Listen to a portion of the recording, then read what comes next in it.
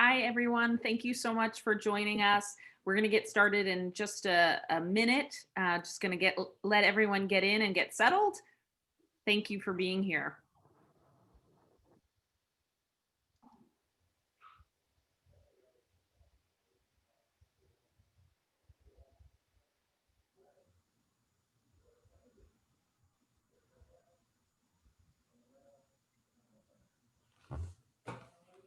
Thank you all for coming. We're just going to give it another 20 seconds and then we'll get the conversation started.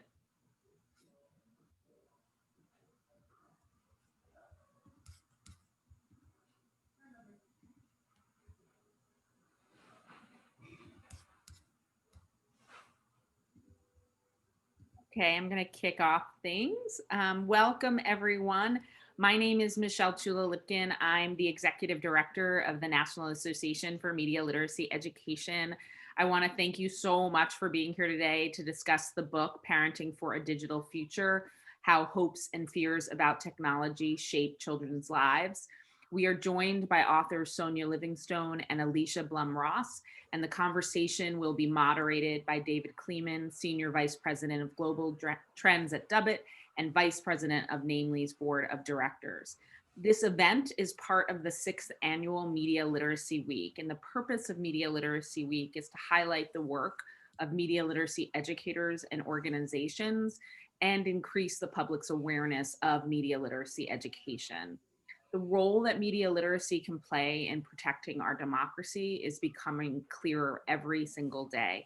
We have a moral imperative to improve our educational system to provide students with all the skills they need to succeed in the digital world.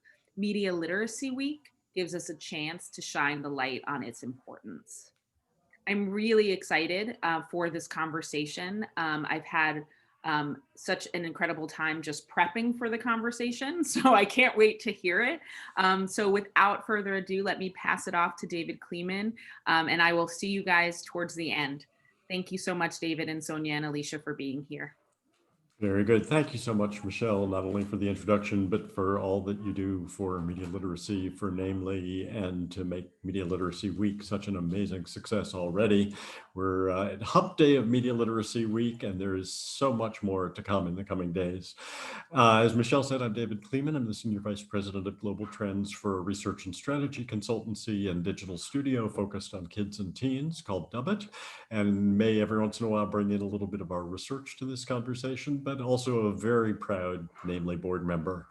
Mostly, I am just really happy to be hosting this conversation today because the two authors of the book are among my go-to, they're at the top of my go-to list for insights into how children and families are using digital media and what we, all of you who are out there in the audience right now, whatever field you come from, we need to consider to ensure a healthy, safe, and productive environment for play and learning for children and young people and for adults as well. If you're not signed on to receive the Parenting for a Digital Future blog posts that Sonia Livingstone puts out, it's a must. It's a range of different authors and topics. It's wonderfully curated, and it's not overwhelming. Just a couple times a week, you'll get this wonderful link in your box or blog post in your box that will lead you to something fantastic.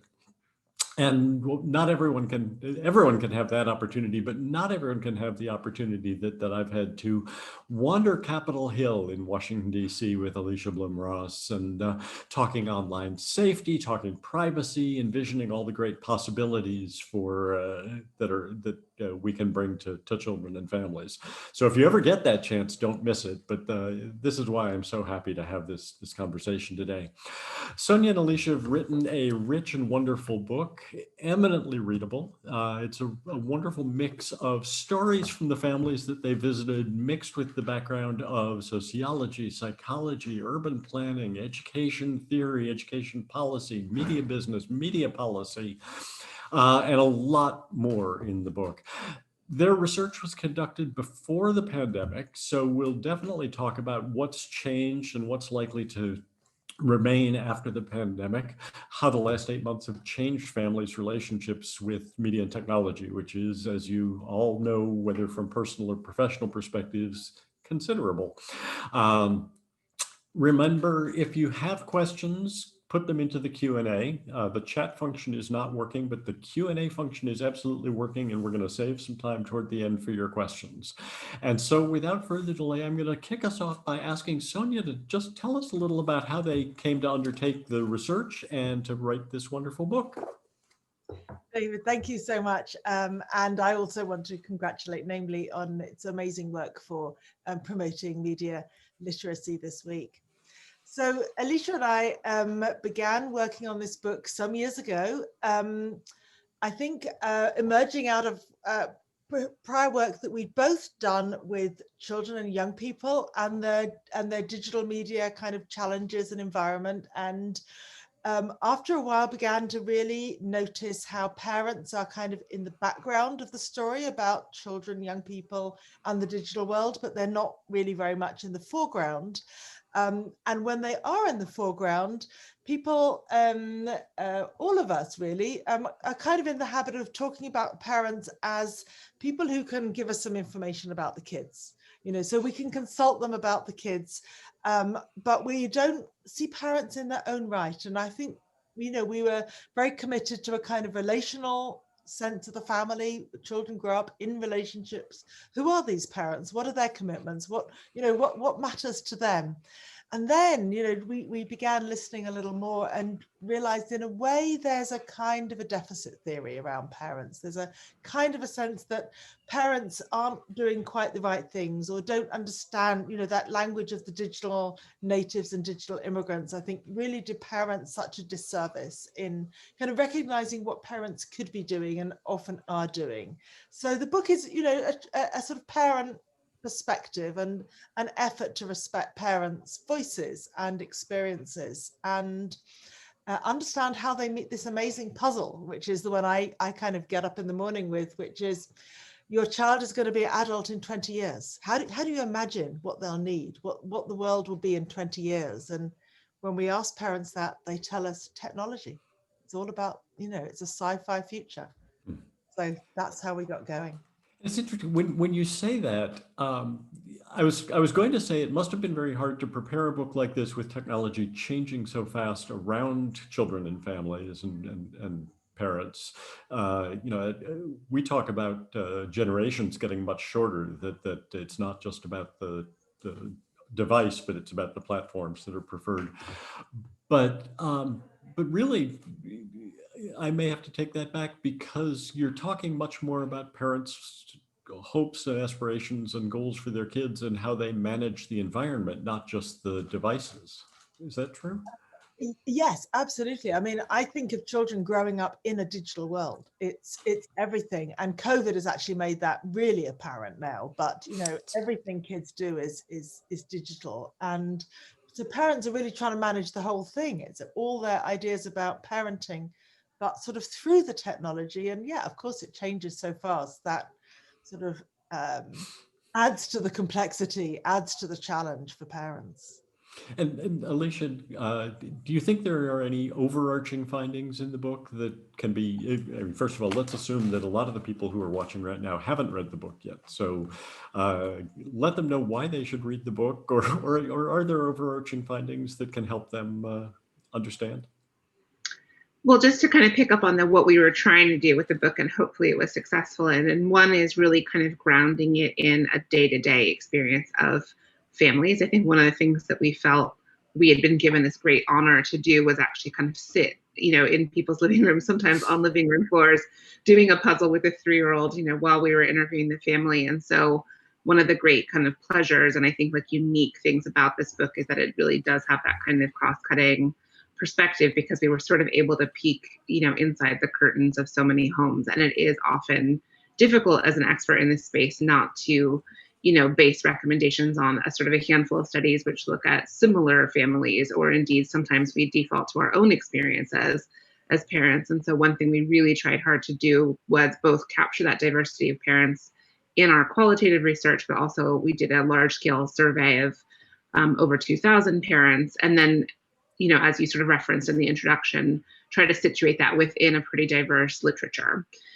In terms of the actual findings in the book, I think there's a few things worth highlighting. One is sort of the it's not the technology stupid kind of point, which is, I think, like what a little bit of an undercurrent of a lot of what we're saying is the way that parents talked about media and technology was as if it was sort of a set of symbols and totems, but actually like the way that they were using it was very different depending on their values. But really, when they looked back to their own childhoods and they looked at their children's childhoods in the present, nothing really symbolized the difference so much as the presence of the phone or the tablet in the child's hand.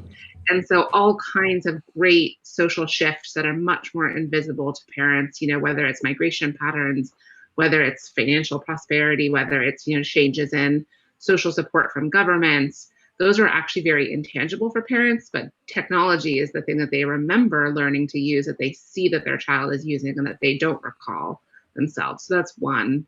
I think two, what also really struck us was the ways in which parents just seemed so profoundly unsupported. And that is by the institutions in their lives, whether that's their child's teacher, whether that's healthcare providers, whether it's other parents, whether it's indeed their own parents. And, you know, one of the findings of our survey is when we looked at where parents go for advice on like parenting dilemmas in general, there was a lot of diversity in terms of, you know, I asked my friends, I asked my parent, I asked my child's teacher. And then when we asked the same question again for digital dilemmas, it really, the answers constricted much more. So that's a real, I think, message for all of us professionals working in this field, is thinking about how to, you know, better support parents in these difficult decisions. And also for us as individuals and sometimes as parents ourselves to think about how we can be resources for our own peers, because so many parents feel extremely judged by other parents in this. And then a final kind of thought in terms of overarching findings really was thinking about that kind of both great diversity of approaches that we saw, but also trying to pick some themes that we thought united parents. And we ended up kind of settling on three, what we called genres of practice within the parents that we interviewed. And we think of these as genres of practice, not necessarily of individual people, because a parent might move between and amongst these different categories. But we called these genres embrace, balance, and resist. And the idea of embrace was that these parents who were engaging in much more sort of positive, you know, like sort of leaning really into technology, whether it was signing their kid up for coding class, whether it was themselves, you know, teaching themselves, you know, digital skills in order to be able to have more flexible working, or whether it's in some cases engaging in shared, you know, activities and pleasures together. But these these embracing behaviors were sometimes kind of ahead of the curve. And so parents might be very anxious that they felt very out of step with other parents. Probably the biggest category was that category of balance, which sounds like a yoga pose, but what I actually think we mean by it is something much more effortful. And it's that kind of constant sort of calibration. I think the metaphor we use in the book is like standing on a log, that you're constantly having to kind of make sure that you're, you know, that balance is not something that comes naturally. And then finally, resist was a sort of a smaller number of families that were really kind of engaged in this resistant practices. So it would be, you know, really trying to limit access, sometimes because something had happened, a child had had a particular kind of incident, or sometimes because the family had a strongly felt sort of preference for other kinds of activities, other kinds of values. You know, we don't do screen time because we like to go hiking, you know, things that are, you know, that were sort of more value driven than reactive. But again, some parents may, you know, resist by morning and embrace by afternoon, or resist with one child and embrace with another. So it was really interesting to see how much calibration was happening. And were there any commonalities that you found across those three categories, across embrace, balance, and resist, whether socioeconomic, cultural, age of parent, or do they really depend very individually? I think we saw a great diversity amongst the three. And actually, in some ways, I think we were imagining, you know, there's a lot of like reporting of like Silicon Valley's and parents in their Waldorf schools. You know, we imagined maybe wealthier parents would be more resistant, or, you know, vice versa. And actually, we didn't see kind of clear lines along class or ethnic lines. I think we did see some subtle and not very definitive differences between mothers and fathers. So there were some gender lines, so that fathers in our survey would often say they had more concerns around things like privacy or data protection, but would perhaps do less about taking action on some of those concerns. So I think there is like a lot of movement between the different categories. One thing we did see, however, very definitively was that the results of those efforts were very different depending on the resources that the families had. So where, you know, we had two families, for example, who were like enthusiastically embracing signing their sons up for coding classes, and so you could call them both Embrace. You know, one family was going to a very expensive, or not, you know, relatively expensive digital camp where they were learning, you know, Java and Python, and they would bring in their own well-equipped laptops and come home with all this kind of, you know, software. And the parents themselves were very digitally skilled and could be able to support, whereas the other child was going to a free after-school coding class at their kind of low-income elementary school using Scratch, a free platform. And the family did not have any devices at home that could support him to further engage. So we could say they were both embracing, but the results of that learning were very different depending on the resources available. And you're talking in that last answer primarily about the things that a parent might have made a decision toward, to put a child in a coding class, to look for extra resources, to engage with the school. But kids' digital lives and young people's digital lives are so diverse right now in terms of their content and their context, the number of places that they engage with digital media, whether it's in school by themselves, with family, with friends, you know, it really goes across the day. Do you feel, Sonia, that parents have a good handle on their kids' digital lives across all those spaces, or are they just trying to deal with the bit that's in front of them now and cope with that? Well, let me kind of talk more generally, because things have changed during COVID. So, you know, kind of thinking about what we found in the book. No, parents don't have a great handle on all the different things their kids are doing or want to do. And depending on their age, maybe they don't need to have. I mean, you know, of course, the whole purpose of childhood is to kind of grow in independence. And this is probably the key project that parents are engaged in, is deciding what to support and when to be there and when to let go and when not even to know. But I think, you know, maybe I could have said at the outset, you know, that the project was done as part of the Connected Learning Research Network. And we did very much think about the ways in which children's lives are connected and often disconnected. So the Connected Learning Research Network is led by Mitsuko Ito and is funded by the MacArthur Foundation. And the commitment of all of that research really is to try to exactly get a holistic vision of the child's life, and indeed of where that fits with family and school, but also to bring into focus all the other places where children learn. So, you know, MacArthur's put a lot of money into learning centers, in creative digital media centers, in libraries, and in after school clubs, and in youth centers, and kind of in community spaces. And we did center quite a bit of our ethnographic work on the children who came to those places, whether they'd chosen to or whether their parents had chosen to, or however it had come about, to kind of recognize, yes, parents have the key role, yes, schools have a key role, but there's lots of other spaces for learning. And children and young people are often very motivated to learn about digital media and to experiment with digital media and so on in those other spaces. But, you know, in my previous book, The Class, which was trying really to kind of follow kids around those spaces, and sounds a bit weird, but, you know, to try to sort of see how the kids were the link across those spaces. And in this project, where we wanted to see how parents acted as the link, you know, we did see lots of ways in which people don't want everything connected up. There are advantages to keeping our spaces sometimes a bit separate and a bit disconnected. Advantages of kind of, I think very often professional spheres for the educators, who kind of want to know what is their sphere of action and not feel responsible for everything that goes on in the home, or and there are concerns. Kids want their kind of independence and autonomy. They don't necessarily want a fluid conversation all the time between their parent and their teacher and they have a lot to say about how the tech doesn't work, or they don't know about, connections get broken in many ways and sometimes gamed. But for parents, they don't want the school and the learning spaces kind of extending in a controlling way into their home. And we saw some of that, some kind of one-way communication from school to parent on kind of no reply messages, or, you should do this, but we're not listening to you back kind of communication.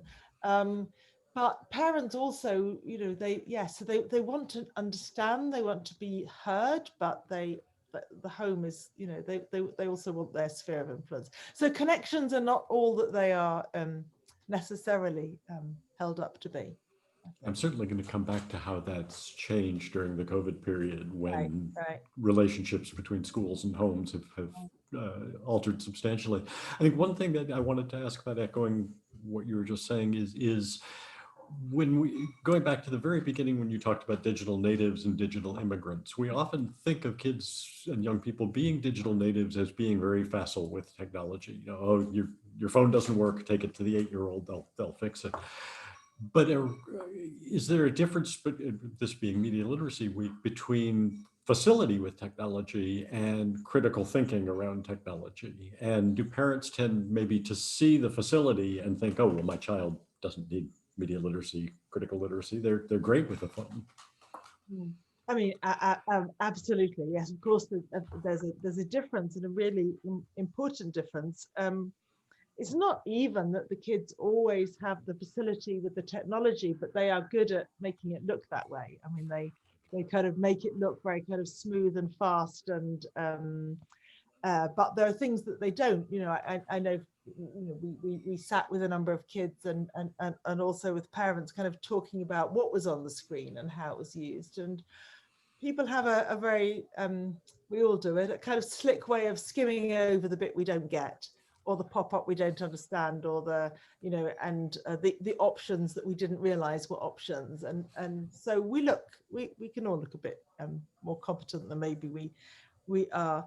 But that's not quite to say that parents see their task as encouraging their children to be more evaluative. I mean, if you ask them, do you want your child to evaluate what they see? Of course they say yes, but they, I think we did find that they are kind of beguiled by that screen time discourse in ways that we thought was problematic. So they are themselves kind of very caught up in what they feel is the task they've been given by society, which is to control the volume, to control the amount, to kind of measure the time and check their, how long they've been on this or that for. And sometimes that distracts the parents from the task of, looking at and thinking about what's on the screen, and how do we ask those questions about what you're making of this, and could we see it some other way, or do you realize who's promoted that content? All those kind of classic evaluation questions from media literacy. They're not necessarily at parents' fingertips like the screen time discourse is, and that's what's promoted, and that's what they hear from from their kind of doctors and teachers. And yeah. And I actually wanted to, I'm glad you brought that up. It's a nice transition back to something Alicia was talking about at the beginning, which is parents are getting basically two conflicting messages around their children and technology. There is the, if your child spends, I don't like the term screen time. I think you've just defined why it doesn't work, that there are so many things that screens bring us that measuring it with a stopwatch doesn't work. But we've got one group suggesting that screen time is potentially damaging in media, and the other saying, if you don't use our platform, device, content, your child will be hopelessly behind. This is designed for learning, and your child absolutely needs it.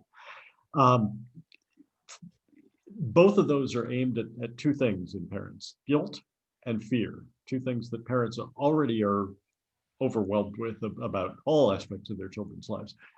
How do we break the guilt and fear conversation about children and media and get it back to something more evaluative and productive?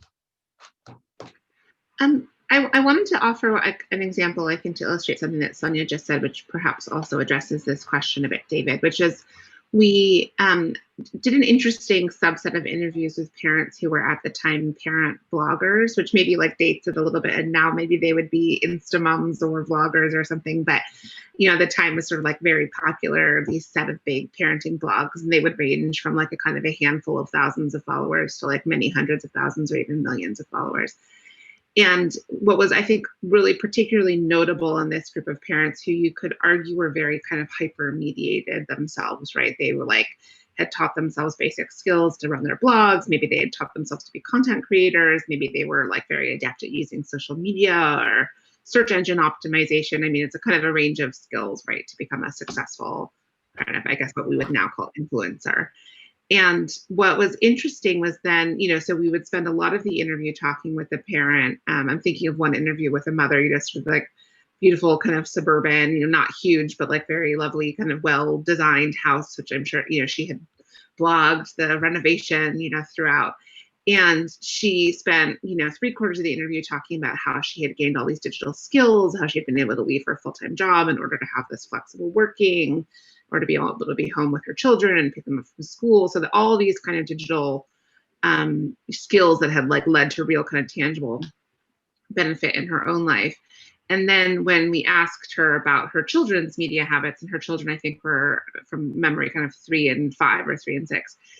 So, quite young. She basically was like, I want them to have a famous 5 upbringing, which is this sort of series of British books about, children who are like getting into all kinds of escapes, and shenanigans in the woods.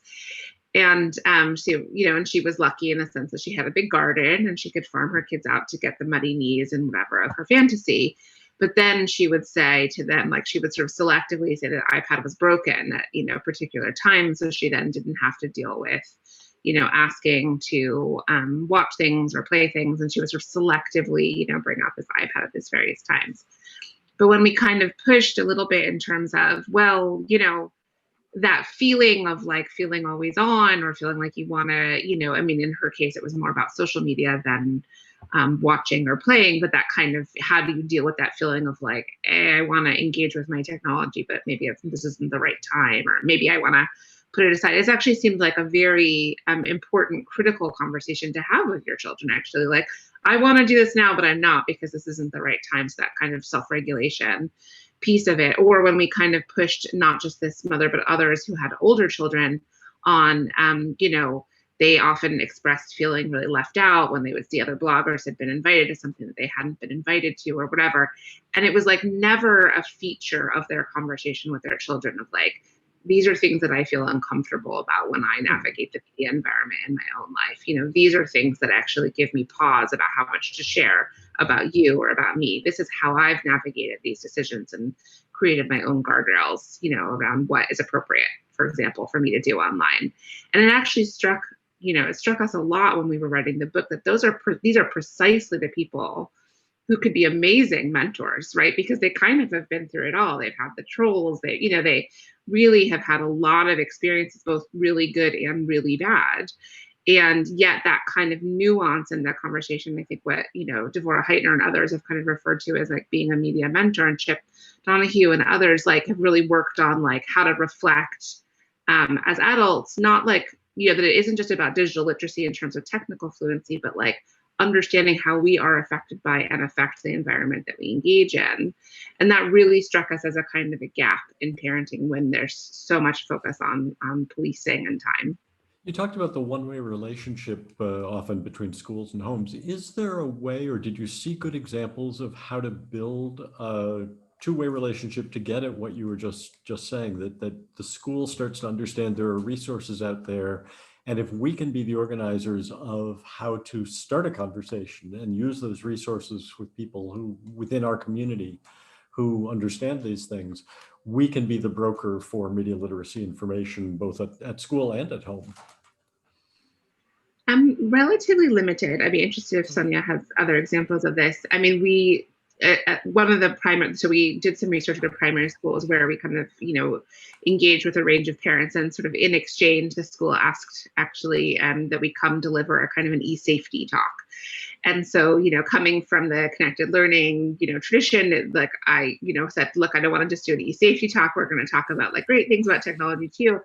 And it was interesting, that just all the parents and all the teachers attending really were, concerned about grooming, concerned about financial fraud, that it was the sort of more nuanced messages were not necessarily particularly kind of interest or welcome. And I think the school also did a sort of professional development training that we sat in on for the teachers.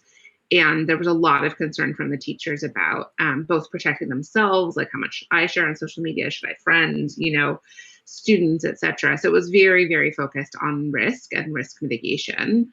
That being said, I think in practice, many teachers do kind of informally advise parents of like, oh, here's an app that they might like, but I don't think this is like, it's not really formally part of their training. Many teachers are not like particularly, up to speed on it. And it isn't necessarily like tied to the particular child or the particular curricular or extracurricular outcomes that the teacher might be thinking about.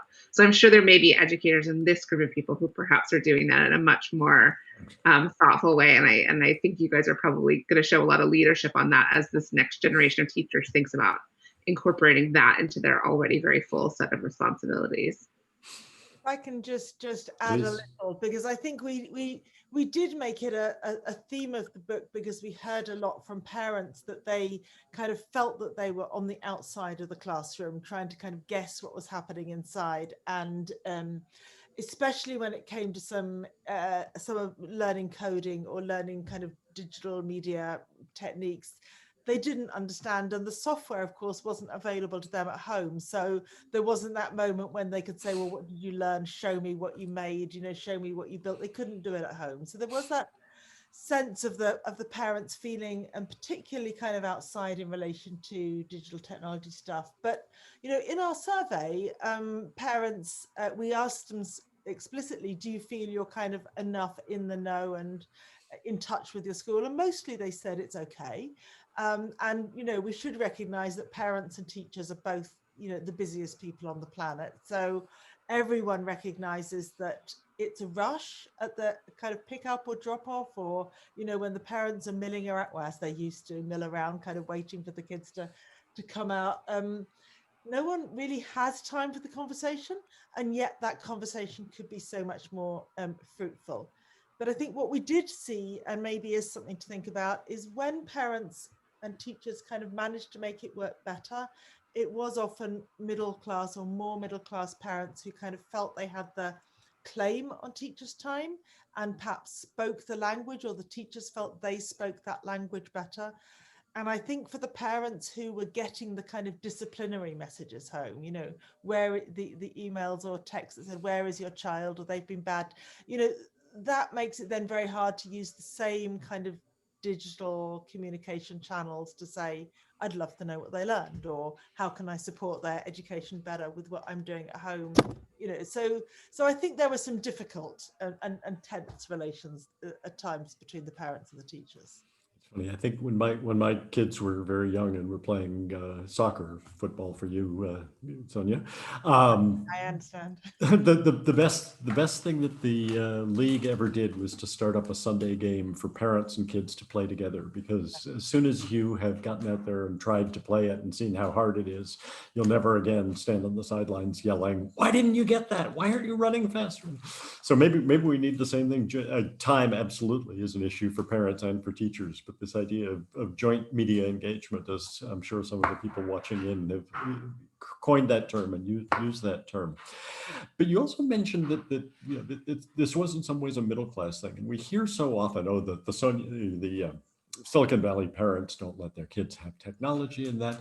Can you talk a little about what you found in terms of privilege in this? That for a Silicon Valley family, if they ever decide they want their child to have digital learning, they have every resource in the world.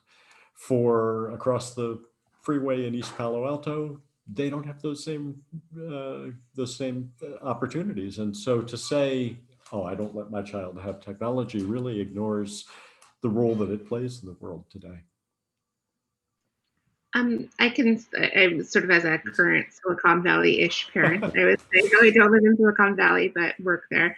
I think that, I mean, I do think a lot of those, the way that a lot of those families are reported is, of course, over essentialized, right? No one, as we said earlier, no one purely embraces, no one purely balances, and no one purely resists. And there's always a lot of movement in, between and amongst those categories. And in some sense, obviously, there is a lot of privilege in being able to limit certain forms of technology, knowing that your child will easily catch up, whether it's because they'll have the technical resources to do so or the support to do so later. So I think that narrative is perhaps a little over essentialized. And actually, in many ways, I think to some extent, the language around digital detox, and I saw that there was a question in the Q&A around the social dilemma, also I think like reifies a lot of those kind of class-based distinctions. And actually one of the things that I think is really interesting to reflect on in the language around the social dilemma and other, kind of recent language around, device-free dinners and digital detoxes is that it really does, kind of create digital media as the image of being something that's very toxic and other, as opposed to what we often found in families was that, technology was a way also of connecting as much as it was a way of, disconnecting. And so we didn't ultimately find very much support for the kind of alone together type rhetoric, because actually, interestingly, for example, TV had kind of reemerged as the kind of space of togetherness. And so actually parents would sort of like complain about phones because they just wanted the kid to watch the TV or the movie together. And so there's like this interesting generational kind of cycling through narratives, right? And shows like the Great British Baking Championship, or, I'm thinking of British shows because these were what were referred to by the families that we studied, but there's many other international examples of this too, that like there's actually been this huge kind of renaissance for these like intergenerational shows, partly precisely for those reasons, that like cuddling up together. And actually for some families that we spoke with, particularly families, for example, a family with a child with ADHD, like that was really when they would have that very kind of human, like cuddling up together would be what, watching or playing something together. And so that was very much valued and seen as really essential. So I think a lot of that rhetoric about, refuseniks or toxicity, I think like in a way ignores what Christine Hine, who's a sociologist, describes as the embedded, embodied and everyday nature of technology, that it isn't necessarily an other for families to kind of contend with, but actually it just, is very much woven into family life. So were you seeing that gathering around the television before the pandemic? I know in Dubit's research, we were starting to see it, certainly around the competition and what some call the shiny floor shows. And as a transition, what have you seen change? I know your research ended before the pandemic, but what have you been seeing changing during the pandemic? And do you think it's permanent change or something that'll go back to normal? And after you answer that, I will get to some of the audience questions. It's always wise to avoid questions that require predicting the future, because we're all terrible at this. So yeah, I think we should be careful in romanticizing the kind of the coming together. I think it's kind of hard for families often to come together in their busy lives, and a lot of families we worked with were dealing with all kinds of tensions, with difficulties, with hardships, with, there were a lot of struggles. There was a lot of sadness among some of our interviewees. Some of the sometimes it was a parent and a child. It's not like there were lots of kind of happy, I don't want to give this sense of happy families, but there's no question that we saw in quite a number of instances ways in which gathering around particularly a big screen in the main room could be a very much needed moment of kind of peace or togetherness or sociability. And I think it's really important that we all understand that, because I know everyone has this sense that, well, the kids are there, but they're on their phones, and parents were sometimes frustrated by that. But I like Deborah Chambers, sociologist, makes the argument that, that might be the kids performing their independence, but they are listening. They do know what's on the screen. And if you comment on it as the parent, they're part of it, but they can't look, you know, they're teenagers. They've got to display their separateness too. So there's a lot of performative work around families coming together and negotiating it and finding ways to address some of their struggles around a screen, but also, you know, grateful that screens can give them separate spaces and allow them to move apart. And, you know, we do all need to zone out from, we can't be interacting in high quality time 24/7 with each other. You know, it's just exhausting and demanding. So the screens are used to bring people together and to pull them apart and for lots of things in between. And that's, you know, that's the kind of nuance of balancing. So during COVID, just to speculate, but also, you know, I've been keeping an eye on quite a lot of research being done now on what's going on in homes, quite a lot of it showing intensified problems that families are often facing. But clearly the screen has now become for everybody the means by which learning, entertainment, family, separateness, everything, engagement with the world, you know, so screen is a very overused word. We should be really nuancing different kinds of content, different modes of engagement and different purposes for using it. So I think yeah, I don't think we're going back to screen-free pre-digital worlds, but maybe we're all wising up a lot more about the screen and the process. Maybe we'll move forward to a more media literate future.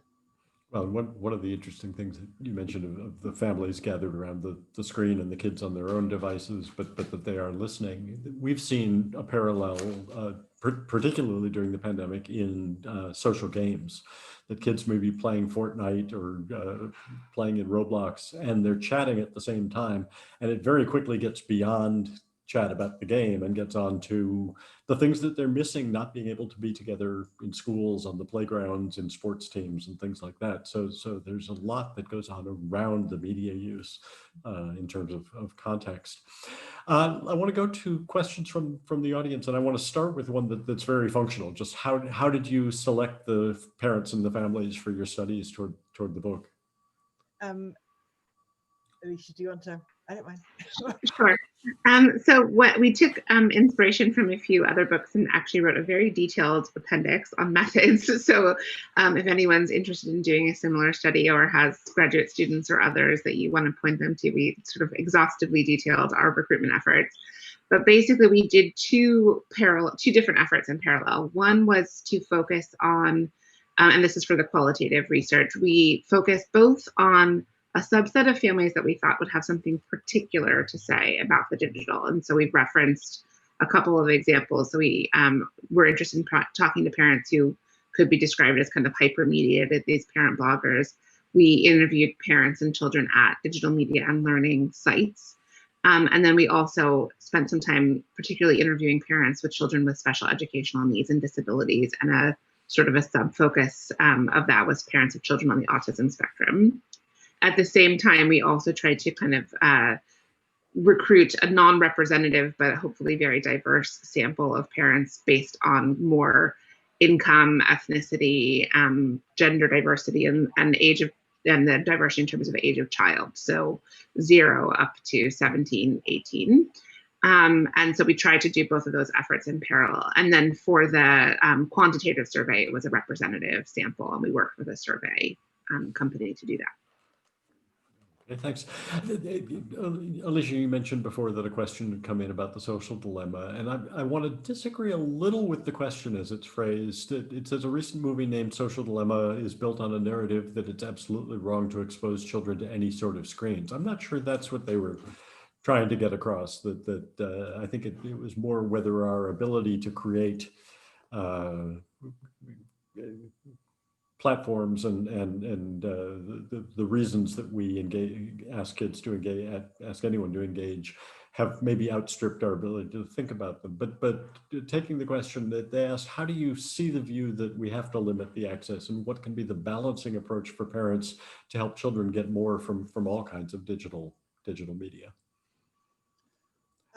So I'll take a stab at that. So I think not only do we recruit our families for diversity and kind of want to explore the diversity among families, but that's the kind of message we want to go back to the community that is trying to work with and support parents, which is they are just so diverse, and yet they are often addressed monolithically. So how do parents find diverse content? How do they find the content that is kind of tailored to their particular cultural or subcultural interests or their particular values? Or, we had some very kind of creative bohemian type families. There are so many things people are looking for in what's in the screen, and so many things that people can take from it.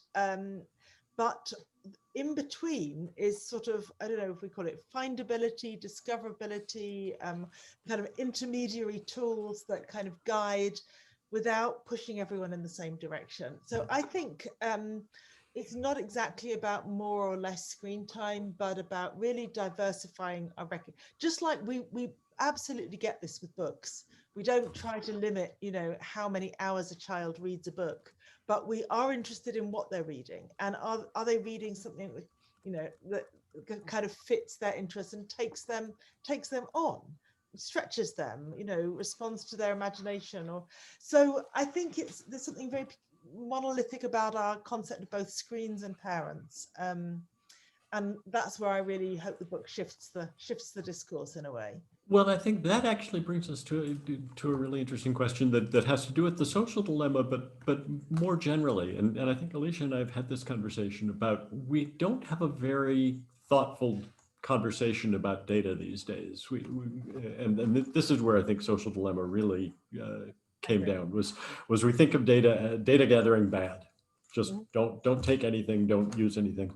And yet there are really kind of three buckets. There's stuff that we absolutely agree. We don't want taken, we don't want used, we don't want kept. But then there are times when we want data gathered, but we don't necessarily want it kept. If I'm in the middle of a game, I want the game to know how far I've progressed. But when I leave the game, it doesn't need to keep it. On the other hand, in a school, I want the data gathered on how my child is progressing. I want it kept so that when they come back the next day, they don't have to start again. But the question came in about the role of artificial intelligence in all this. So is AI going to help us solve some of these problems or create deeper problems? That's a very big question, I guess. And it does take us away from, it sort of marks a difference from media literacy. So if I think of these questions through a kind of media literacy lens, I think people are really motivated to understand the digital world, including AI and its data governing, data kind of exploitation strategies and so on, insofar as they have some control, insofar as there are kind of real choices in front of them. But we interviewed a number of parents who begin a kind of, oh yes, I should understand this better, I should think about where my data goes and educate my child with choices. And then they kind of flipped into a kind of dystopianism that I do think was reflected by the social dilemma, which was, we have no chance. It's all too difficult. No one, we're either in the world or we're not in the world. But if we're in the world, it's all going to happen over our heads. And in that case, there kind of isn't much purpose for either parents or kids here, I think, to really trying to understand, because there's not a choice attached. And then it comes down to trust, I think. Do they trust their school? Does a child trust their parent? Does everyone trust the platform or the service that they're using? And that's a media literacy challenge in its own right. I mean, it kind of takes us back to your earlier question about how fast the tech is changing. It's a tall order to ask most parents to understand what kind of AI apps might be engaging their child's data, whether at home or at school or from the state very often.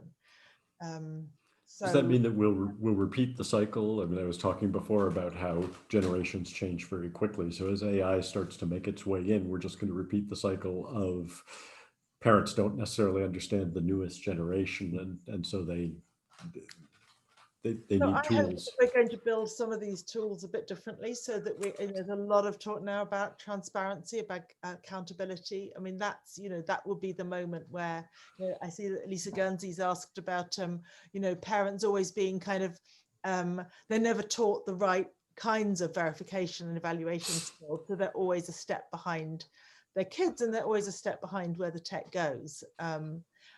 Maybe, and this is me being now very idealistic, we can think about the process of digital innovation in ways that brings the public along with them, so people kind of understand as it develops.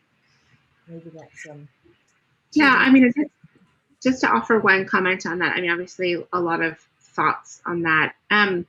One is, I think, so I, came to work at a big tech company, and one of the things, like, I just basically did not understand how machine learning works prior to coming here. Like, and I think that's, I'm a social scientist, like I had a general sense of like terms like algorithms and machine learning and classifiers. Maybe I think I kind of got, I mean, it sort of does what it says on the tin, so I think I understood that term. But when we think about, media literacy standpoint, like, I think that there's a lot of mystical talk around the algorithm or algorithms. And I think that actually one thing we can do as media literacy educators is perhaps like educate ourselves a little bit more on the interplay between human input, data collection, and machine learning, and how those are kind of three legs to a stool. Because I think parents are starting to develop somewhat of a kind of set of questions around that, if not answers. And certainly it doesn't preoccupy all parents until sort of something goes wrong, or they get a weird personalized ad and they don't quite know where it came from. And I think, like, many parents do want the kind of convenience and kind of ready access and things like that, that data, the collection of data and cookies, et cetera, provide. But I think they are starting to have a little bit more of a sort of burgeoning critical analysis. And certainly as we think about the next generation of media literacy, a better kind of language for understanding how machine learning works, given that that is so fundamental to the construct of all of the platforms to some extent that we engage with on a day-to-day life. And I think in a way, though I have critiques of the social dilemma, I think one thing that it does point out, I think very effectively, is the kind of ecosystem point, that when we think about media literacy, I think traditionally we thought about an individual piece of content. And actually what I think the film is about, and I think is really worth reflecting on across our field, is, okay, there's the individual piece of content, but there's how the content is served, what it's alongside, how it's served against something else, the ways in which the platforms, and then, in here I include my own responsibility in that, are working to kind of shape and create a certain kind of environment. And I definitely think, actually, there was a great, it's a great resource. I'm not sure if it's publicly available, but some folks at the Stanford D School made this kind of deck of cards of sort of like an intro to machine learning, and like, I think it was a really effective way, actually, of getting kind of non-specialists up to speed on the basics of different kinds of machine learning. And I think that absolutely should be part of all of our thinking and discussion about media literacy in the next, now and moving forward. Oh, I need to go find that. We have wonderful questions, and we are coming down toward the end of our time. And I want to ask Sonia one last question that looks toward the future, because she's very much involved with the Digital Futures Commission that's holding its launching next month through the Five Rights Foundation. And I wanted to ask her just to tell us a little about that and how people can listen in, get involved, what you're going to be looking toward. Thank you, David. So even though I said I couldn't predict the future, as you see, I tend to put future in the titles of things that I do. So I do think anything to do with children is kind of very future focused, and it has to be. So the Digital Futures Commission is taking a slightly different approach, which is recognizing that what a lot of the media education, media literacy community does, and also the child safety community, is it tries to kind of deal with the tech once it's developed, once it's in the market, and then kind of retrofit it a bit to meet children's needs and interests. And often that's a problem because the tech is designed for adults, for people with education and time to engage, and it doesn't always fit children. So the Digital Futures Commission is trying to kind of work backwards and say, okay, if the tech was going to be developed in ways that really was good for kids, as when it came out of the box, when it arrived, and what would the developers, what would the designers need to know earlier, and how can we kind of get some of the child rights thinking earlier in the process of product development, design, and actually it's not so easy to say. You know, we all have our critique of tech and apps and what comes, but what do we think is really good? What does good look like? So we're trying to ask some of those kind of big picture questions about what would be better, and then how can we kind of get that planned in from the outset. And so we're launching on the 20th of November, which is World Children's Day, and it's digitalfuturescommission.org.uk. We'd love people to come and hear all about it. So we can join in from Absolutely. afar. You can there is no place anymore. You can join in anywhere. I don't know if Shuli Gillitz is on the call today, but it sounds like it has some interesting overlap and commonalities with her Design for Children's Rights work. Absolutely. No, she and I are, yeah. Excellent. Michelle has joined us again. I'm back. Thank you so much, Sonia and Alicia, and I'll let Michelle thank you as well. Yeah, thank you so much, Sonia. I did sign up for the launch, and I'm going to be there. It is 6 a.m. in the morning, my time, but, Yeah. I love you that much, and it's that important. And I feel like you are always the patient one with time zones, so I can do that. I want to thank you all so much, David. You're a master moderator. I hope one day I can do it as you do it. And Sonia and Alicia, your expertise, your work, your just intelligence is so vital to this community. And I'm so appreciative for all that you do, and just so interested to see what you all do next. It's very exciting. And I want to thank everybody for being here. I see a lot of familiar names and friendly, I can't say faces, but I guess icons. Can you do that? Thank you for being a part of Media Literacy Week. We are only halfway through. We have another couple of days and a lot of other things planned.